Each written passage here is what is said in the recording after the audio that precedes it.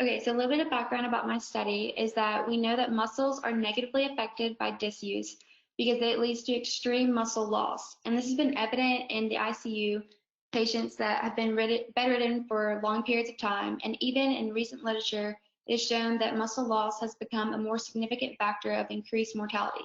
And I'm sure that many of you watched the launch of SpaceX several weeks ago, which was pretty freaking cool. But when those astronauts come back from space, they're not going to be able to function as well as they used to due to the extreme lack of load that they've experienced, causing their muscles to waste. And so another important aspect that we know is oxidative muscles are susceptible to disuse-induced atrophy. And this is important because males and females exhibit different muscle atrophy responses. And this has been shown as females tend to have different clinical outcomes in the ICU compared to males. So the purpose of my study is to investigate muscle oxidative metabolism during the time course of disuse-induced atrophy in male and female mice. So in this study, disuse atrophy was induced using hyaline limb unloading in 50 male and 50 female mice that were 10 weeks of age. And they were divided into 5 experimental conditions, which you can see on the screen, with 0 hours as the control. And there were 10 mice per group per sex. And at each of these designated time points of unloading, the mice were humanely euthanized as hyaline limb muscles were collected.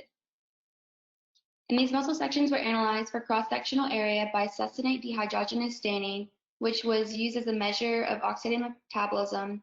And this was used to investigate the effect of disuse on different muscle fiber phenotypes.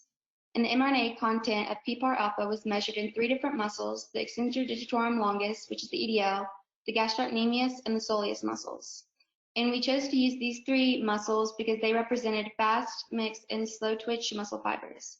And the PPAR alpha is a measure of fat metabolism in the muscle, and it was involved in oxidative metabolism because ultimately when there's more PPAR alpha, that means that more oxidative metabolism is being done. And when there's less of it, there's less oxidative metabolism being done. And finally, the data was analyzed within each sex by one-way ANOVA, and P is less than 0.05, indicating statistical significance. And these images show the muscle sections that were stained for SDH, which was used to test the oxidative fibers atrophy more than glycolytic fibers. And the more a purple stain shows the more oxidative the fiber is, and the more white the stain is, it shows the less oxidative the fiber is. And throughout the time course period, you can see that the individual fibers are extremely smaller in size at 168 hours as compared to 0 hours. And the first graph that we're going to look at shows that the males and females began with SDH positive fiber cross-sectional area of about 400 micrometers squared, and after about 168 hours of unloading, the animals had CSAs of about 300 micrometers squared, demonstrating that both groups had significant linear trends downward with longer bouts of disuse. However, if you look to the graph on the right, you can see that there were no significant differences in the fiber cross-sectional areas for either group. The first muscle that we looked at was the EDL muscle, and it is a very glycolytic fiber and in general is not known to be prone to disuse atrophy. In the females, there were no differences in PPAR alpha content in the EDL across all groups, although it does appear to have a mean increase at 48 hours, although there was variability in that specific group, so that is why it's considered to not be statistically different. In the males, though, there was about a 50 to 75% reduced PPAR alpha and EDL content that reached statistical significance at 48 hours of unloading, and they remained depressed through intervention groups.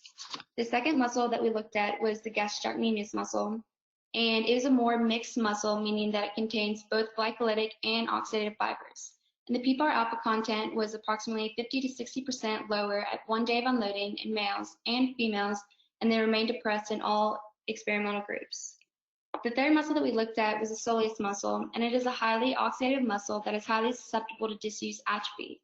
In the females, the PPAR alpha was approximately 60% lower at days 1, 2, and 3 and compared to the control, whereas in the males, the PPAR alpha was relatively 60% lower with 1 day of unloading and then remained depressed in groups 1, 2, 3, and 7 days.